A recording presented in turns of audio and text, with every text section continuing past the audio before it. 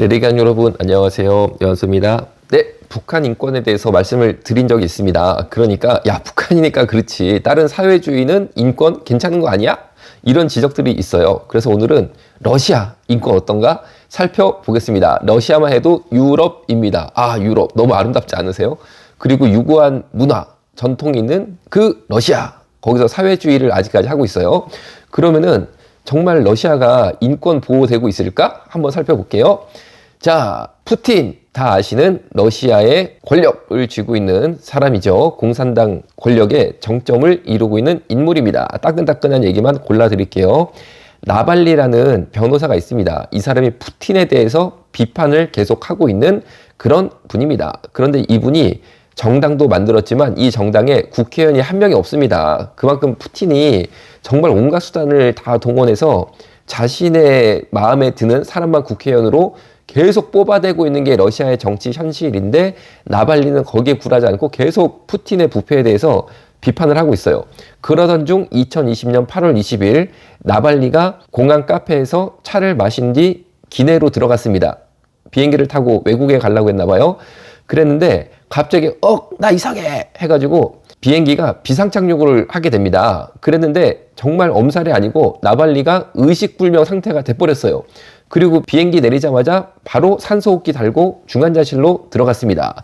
자, 그래서 나발리가 결국 독일에서 이것은 분명히 푸틴이 나발리를 공항 카페에서 차를 마실 때 뭐 어떻게 해가지고 그 차에다가 독극물을 섞은 걸로 판단이 된 거예요. 그래서 독일이 참 좋은 나라 이런 거 보면 나발리를 독일로 후송을 하게 됩니다. 그리고 치료를 해줬는데 9월 2일 독일 연방군 연구소가 나발리에게 신경작용제인 노비촉이 사용된 명백한 증거가 발견됐다고 밝혔습니다. 그리고 프랑스와 스웨덴의 연구소도 나발리가 노비촉에 중독된 것으로 확인했습니다. 노비촉이라는 독약은 러시아가 개발한 독약입니다. 그런데 노비촉은 러시아의 정보기관이나 군부가 아니면 구할 수가 없는 독극물이라서 사실상 나발리를 누가 독살했는지 전 세계에 알리고 싶은 푸틴의 의도가 있었다라는 것을 말하고 있어요. 이것이 뭐냐면 독극물 정치라고 합니다. 공포 정치인 거죠. 나 비판했다가는 내 손에 확실하게 간다. 이거를 보여주려고 정말 티 안 나는 그런 세계적으로 많이 쓰이는 독극물도 많이 있지만 그런 거 쓰지 않고 유독 러시아에서만 구할 수 있는 러시아 군부에서만 구할 수 있는 노비촉을 이용해서 나발리를 독살하려고 한 사건이 있었다라는 거예요. 자, 나발리만 이런 일을 당했냐? 그렇지 않습니다. 전직 러시아 요원이었던 알렉산드르 발레로비치 비트리넨코라는 사람이 영국으로 망명한 다음에 푸틴 정권을 강력하게 비판하며 2권의 책도 집필하는 등 왕성한 반푸틴 활동을 벌였습니다. 그런데 리트비넨코가 결국 죽었어요. 그런데 어떻게 죽었냐? 자, 보세요. 그가 죽은 다음에 검사를 해보니까 소변에서 방사선 물질이 나왔는데 이 방사선 물질이 자택에서 찻잔에서도 동일하게 발견이 되었습니다. 그랬는데 발견된 방사능 물질은 플루늄 210입니다. 이것이 전 세계 연간 생산량이 100g 밖에 되지 않을 정도로 매우 희귀한 아주 비싼 물질인데 쉽게 말하면은 플루륨 210 방사선 홍차를 먹고 죽었어요. 그러니까 이거를 참 리트비넨코가 플루늄을 자기 홍타에 타서 먹을 리도 없지 않습니까? 왜 이렇게 되냐면은 이것도 푸틴이 죽었다라는 것을 푸틴이 전 세계인에게 알렸다는 거예요. 야, 나 비판하면 이렇게 내가 죽여버린다. 이런 독살 정치를 하는 게 바로 러시아 공산당이다 라고 말씀드릴 수 있는데 그뿐 아니라 2009년, 2012년 사망한 러시아 망명객들도 유사 사례로 똑같이 죽었습니다. 러시아의 반푸틴 인사들은 영국으로 많이 망명하였는데 놀라운 거는 100%다 사망했다는 사실. 이런 식으로 방사선 홍차 먹고 무슨 하여튼 먹었다가 다 죽었습니다. 아이고 저도 이제 먹는 거 조심해야겠어요. 여러분 그런데 참 러시아에 인권 있습니까?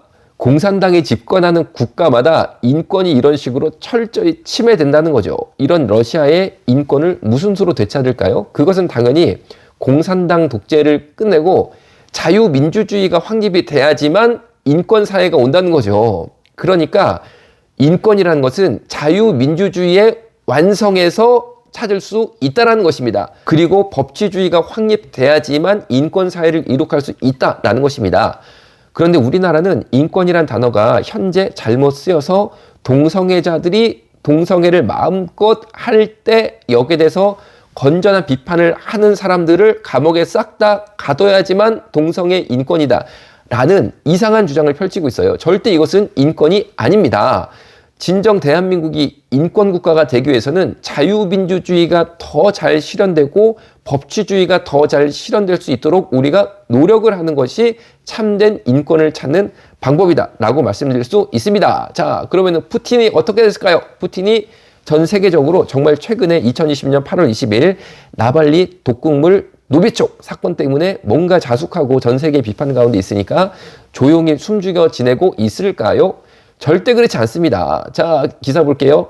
2020년 9월 20일 푸틴 노벨 평화상 후보로 추천받아. 야, 황당합니다. 야, 한 달 전에, 딱 한 달 전이에요. 2020년 8월 20일 공항 카페에서 차 마시고 퍽 쓰러진 나발리 사건이 있었는데 한 달 뒤에는요, 러시아에서 푸틴을 노벨 평화상 올해의 후보로 당당하게 추천을 했습니다.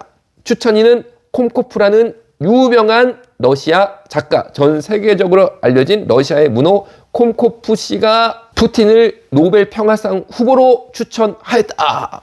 야, 이거 웬일이야. 그런데 푸틴이요, 올해뿐 아니라 지난 2013년도에도 노벨 평화상 후보로 콤코프 등으로부터 추천이 되었다. 아이고, 이게 웬일입니까? 여러분, 이게 바로 공산주의 인권입니다. 여러분, 대한민국이 이렇게 돼서야 될까요? 우리가 정치적 의견 자유롭게 말할 수 있어야 됩니다. 나랑 정치적 의견이 다르다고 독살시켜버리면은 절대 이것은 인권국가가 아니라는 거죠. 자, 여러분, 동성애에 대해서 반대 의견 있을 수 있는 거 아닙니까? 당연히 반대 의견 있어야 됩니다. 그런데 동성애에 대해서 반대 의견을 가졌다고 마치 푸틴이 독극물로 자신 의견 반대자를 무조건 죽이는 것처럼 동성애 반대 의견 가진 사람들을 찾아서 막 죽여버린다. 여러분, 이것은 절대 자유민주주의도 아니고 인권도 아니다라는 것입니다. 그래서 현재 대한민국의 동성애 인권은 사실은 반인권을 주장하고 있다라고 말씀드리고 오늘 여기서 마치겠습니다. 감사합니다.